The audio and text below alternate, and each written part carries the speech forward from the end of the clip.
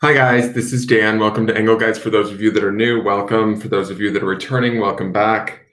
For those of you that subscribe over on the Patreon channel, thank you so very much for your subscriptions. They mean the world to me. If you are interested in supporting the channel, you can check out my YouTube channel over on Engelgeist, under Engelgeist. If you're watching this on the Facebook business page, please go over and subscribe to the channel on YouTube. There is a daily forecast over there. These are the monthly Tarotscopes.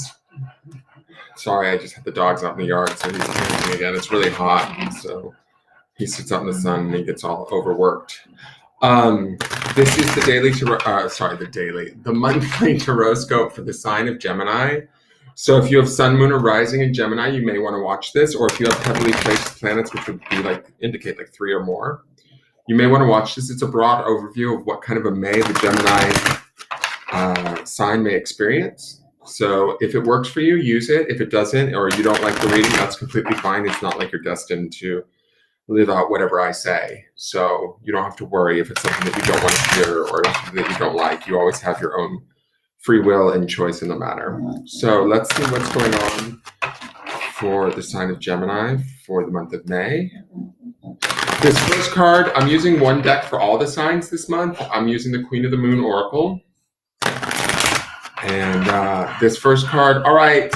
Hey, Darth Vader, why don't you go out in the hallway? That's just unneeded. You're only standing still. Like, you can go lay on the cool tile or something. But standing there panting like Darth Vader is not really going to cut it. Not while I'm live on video. I love you, but go lay. Okay, yeah. I'm so glad he listens. Sorry, I have bulldogs. All right, so this first card is the Signifier. It kind of gives me an idea. I call it sort of like the tour guide card. It's sort of what's going to take us through the month of May. So it's something to reflect upon, maybe a theme, something that we might want to look at or pay attention to throughout the month. So you guys got, oh, interesting. The Waning Crescent, number 1, Protection. And it's card number 24, which would boil down to a 6. Sixes bring about balance. And so when I look at this, there is this sort of sleeping aspect to this, right? She's all nestled in this nest, but she is being carried somewhere. I feel like Gemini might be moving without knowing it. It's sort of the message that I'm getting from this card. There might be ideas that are incubating in Gemini's mind, maybe in dream state, things that you kind of want to bring, because she also looks like an egg to me, the way that her body is shaped. And so who had eggs? Was it Taurus? I felt like Taurus had the egg moon. Somebody had the egg moon in the earth signs last night. But to me, this feels like even though we might be sitting on something or waiting for something to come about, we're still moving towards that direction. I don't know why, but this bird is making me feel like he's still flying her, even though she's unaware of it. So if you feel like you're a little insular, or you want to take a little me time, some downtime, Gemini, that would probably be okay. It doesn't mean that plans have to stop or things have to take a halt. We still might be moving there in ways that we don't understand or don't necessarily see. So if you feel the need to withdraw or protect yourself, go ahead and do so. Rest, self-care, all of that. I get that from this image. Doesn't mean that just because we stop pursuing our goals or working hard mentally towards what it is that we want, doesn't mean that we're not going to get there. We might still even be moving there as we're taking care of ourselves. So let's see what the cards have to say for Gemini.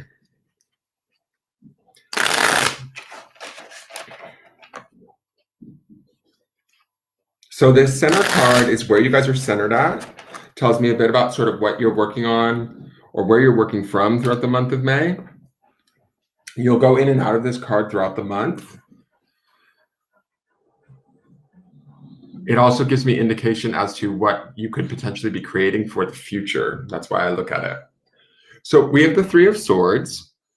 It is your home element of Swords, which would be air, so I'm not necessarily mad at that, but I do feel like Gemini's working through some issues, let's just say, because this is one of the more graphic images in the deck. This and the 10 of Swords always kind of make me wince a little bit. When I see this here, it's about Swords represents the air element, obviously, that of the mind, which is sort of Gemini's wheelhouse. But this could be dealing with pain of the past, our own feelings about people, our own thoughts about people. It could be people's thoughts about us. Either way, I feel like this being the focus or the center, I can understand why that woman is kind of curled up in a ball and needs protection, or feels like she needs to self-protect by maybe removing herself from situations. If we find ourselves doing that, I do think that the work here, or the goal here for the Geminis, is to kind of work through these issues, whether they're issues that you have with other people or that other people have with you. It's like, I feel like the goal here is making this the focus isn't necessarily a bad thing. It's about pulling these swords out of that heart, right? Taking maybe past betrayals or things that were said that, you know, maybe hurt us, and kind of freeing ourselves from them ultimately. And we can only do that by sort of sitting with them. And I think that's maybe what Gemini's goal is, by having this sort of at the forefront or in the center of your spread at the for the month of May. You might be looking at some of these things. You could be looking at past memories or past sadnesses, limiting beliefs, things that sort of set you back, and maybe the reason why they set you back. But ideally, I hope that the reason why you're looking at it is so that you can remove yourself or remove it from your space. Does that make sense? And so I think that this might be a little bit of, I want to curl up and die, or I want to just not deal right now. And that's okay. But I don't give up the fight, because this is your element. Like, this is your swords, is your gig, right? So I think that there's something here for you, and there's something that you can accomplish, and something that you can I don't know if achieve is the right word, but something that you can maybe get beyond with this card in your center. It may not be the most comfortable card all month, but it is work that needs to get done so that you can move forward, even though I do see you as moving forward through this, even if you're kind of feeling vulnerable, if that makes sense. All right, so the next card is the Foundation card. This tells me a little bit about the past and why things are the way that they are. This card is also sort of what could potentially be, the memory of this card could potentially be what's driving things into the future or holding everything into place. So this is the World. This is Major Arcana. This is the last card in the Major Arcana. So to me, this is about beginnings and about endings and then new beginnings, like starting the cycle all over again, making big shifts and changes in our life, or big realizations in our life, where we ended one chapter and we began another, right? And we're talking about something in the past. I get a feeling that this could be the fairly recent past, like in the last few years for my Geminis, but whatever it was significant, because this is Major Arcana. And the World kind of has this idea, or to me, the perception is that it's, you know, the ability to kind of wrap things up and then start new again, make the decisions we need to make to have the things that we want, and to sort of assimilate the learnings that we've had along the journey. And so somewhere in the past, we've done that. And I think that that's what's happening again in this cycle. That's why we see that Three of Swords in the center, is that whatever decisions we made in the past that were huge, that sort of led us to where we are today, we don't want to lose the magnitude of that.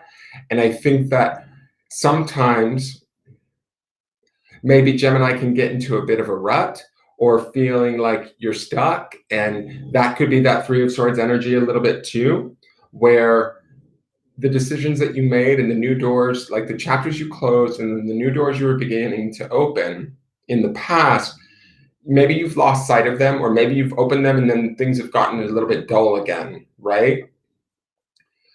The fact that the World card is pushing this forward is saying to me that, like, Gemini, it's time to kind of do whatever the work is that's in that Three of Swords. Whatever that thing is that you don't want to touch, or that thing that makes you uncomfortable or makes you wince, like, ugh, I wish this was different.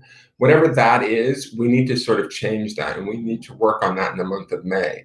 We have an opportunity here, I think, to get beyond it and beyond whatever we've been maybe feeling for the past little while, so that we can still continue to, like, feel the magnitude of this World card underneath us. Because we did make big decisions, we did make big choices, we have done a lot of work to get ourselves this far. Let's not negate that work because maybe the plan got slowed down a little bit. That's sort of the feeling that I'm getting. So let's go.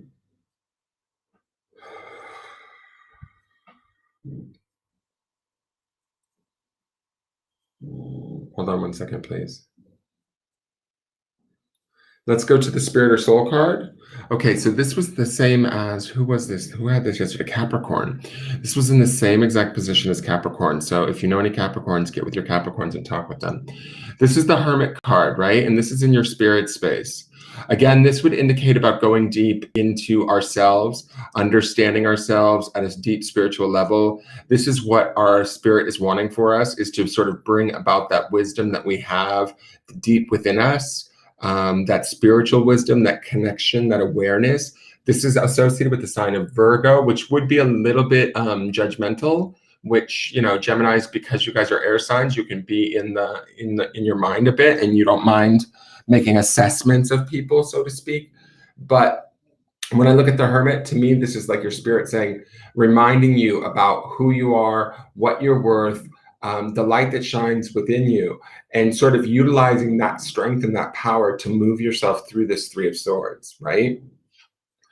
I like that the Hermit is here. Before in Capricorns, it felt a little bit weird, like that Capricorn needed to bring the Hermit out and let the Hermit come out. To me, I feel like the Hermit is here. I feel like she's even hermiting in this card. Like, we're aware of what we know.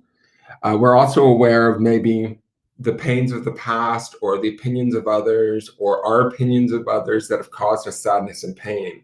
And so we're working through those things. But the truth is that, or what I think the truth here is for you, is that Hermit card says to me that your deep connection to your own spirit will help to guide you through if things get a little too emotional, a little too sticky, or they feel a little bit uncomfortable. I think that you have to listen to that more subtle voice within you to guide you through this month, and you'll be all right. It may feel a little bit I don't know, like maybe awkward or uncomfortable for you as you work through this stuff, but just trust the process and know that, you know, even if you do have to self-care and kind of pull yourself back throughout the month to protect yourself, go ahead and do so. But trust that sort of deep inner knowledge, that deep awareness, and tap into that more so than the like sort of, to me, the Three of Swords could indicate the day-to-day thoughts that we have that sort of bring us down, or the things that we've heard that have been said to us by others that hurt us, and giving that more attention than the depth and the intelligence of the Hermit. So I would like channel our energies towards the Hermit more so if we can. That's sort of what I feel like the spirit is asking us to do, is to remember deeply who we are by digging into some of the uncomfortability of the Three of Swords and addressing it and getting beyond it. All right, so the next two cards are the outside influences. These cards tell me a bit about sort of what's influencing you either positively or negatively during the month of May. These can be either people, events, sometimes things more vague like belief systems or energies that are having an effect on you. So one is the Chariot. Beautiful card. Remember when I said I felt like you were still moving forward even though you may not feel like you're wanting to, or taking any action in doing so? The Chariot would indicate movement. This is the sign of Cancer. Cancer is an extremely nurturing sign, although a bit emotional, maybe moody at times. But ultimately, this is about celebration and forward momentum or movement. It can be about swift movement too. So even if you're sitting in that Three of Swords kind of in your mind, sort of trying to figure out a solution to, I don't know, where you've been wronged, betrayed, hurt, that sort of a thing, or where you've maybe even hurt others, I think that you're still moving forward on some level. You're still being carried. You're still being taken there. You're surrounded right now. We haven't looked at the other outside influence, but it's interesting to me that you're surrounded by major arcana cards. So this could be a very big month for you, even though you don't realize it. You might be wanting to hide away from this month, i.e. that Hermit or that woman in the nest. But kind of my theory here is don't deal with the Three of Swords. It's in the center. It's there for a reason. And it's in your, like I said in the beginning, it's in your wheelhouse. It's your energy. It's your thoughts. It's the thoughts of your mind. Whatever's like sort of not working or causing pain, if it's from the past or even in the now, address it and sort of deal with it, because I feel like these major arcana cards want you to move it out of the way so that they can keep you moving forward. And the next card is the Ten of Cups. So you have really beneficial outside influences going on. This is about emotional abundance, feeling, connected to others, feeling the warmth of all of that, enjoying that.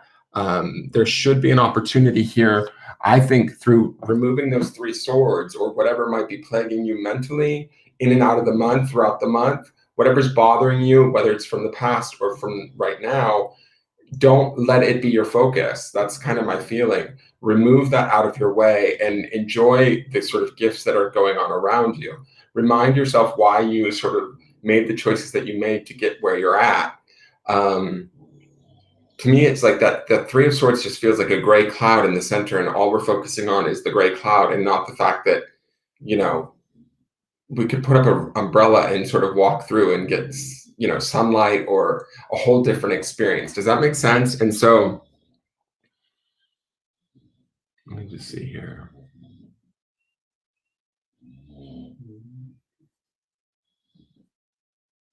I also feel like with that world down in the foundation, it's asking you to sort of put an end to whatever this Three of Swords scenario is that you might be caught up in or focused on, and move away from it, like close that chapter and start something new. And I feel like the new chapter could be indicated in the emotional like well-being that we see in the Ten of Cups, and the Chariot kind of carrying you towards things to be celebrated, things to be enjoyed.